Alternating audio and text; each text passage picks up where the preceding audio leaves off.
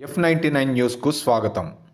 2025 సంవత్సరం భారతదేశం గర్వించదగ్గ ఎన్నో మధురమైన క్షణాలను, అనుభూతులను అందించిందని భారత ప్రధానమంత్రి శ్రీ నరేంద్ర మోదీ మన్ కీ బాత్ కార్యక్రమంలో పేర్కొన్నారు.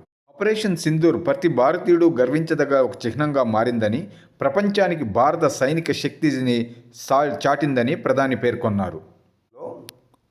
భారత పురుషుల క్రికెట్ జట్టు ఐసీసీ ఛాంపియన్స్ ట్రోఫీ గెలవడం, మహిళా క్రికెట్ జట్టు T20 వరల్డ్ కప్ ఛాంపియన్షిప్ను గెలవడం, అదేవిధంగా పారా అథ్లెట్స్ తమ శక్తియుక్తులను నిరూపించడం అనేటటువంటిది ఒక అద్భుతమైనటువంటి చారిత్రక ఘట్టంగా నిలిచిందని ప్రధాని పేర్కొన్నారు. అంతేకాకుండా శుభాంశు శుక్లా ఇంటర్నేషనల్ స్పేస్ స్టేషన్ను చేరడం, తర్వాత వైల్డ్ లైఫ్ కన్జర్వేషన్లో చీటాస్కు మనం పునర్జీవనంలో భాగస్వాములు కావడం, ఈరోజు చీటాస్ సంఖ్య భారతదేశంలో 30 చేరడం ఒక ఆనందకరమైనటువంటి అనుభూతి ఇచ్చిందని, ఇకపోతే భారతీయ సంస్కృతి సంప్రదాయాలు అంతర్జాతీయ స్థాయిని చేరాయని పేర్కొన్నారు.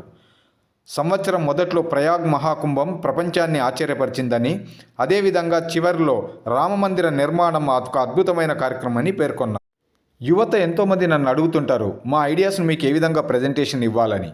అందుకోసం నేను వచ్చే నెల అంటే జనవరి 12వ తారీఖున వివేకానంద స్వామి పుట్టినరోజున నేషనల్ యూత్ డే సెలబ్రేషన్స్లో నేను పాల్గొంటున్నాను. మీ ఐడియాస్ను నేరుగా నాకు అందించడానికి ఇది ఒక అద్భుతమైనటువంటి అవకాశమని ప్రధాని శ్రీ నరేంద్ర మోదీ తెలియజేశారు.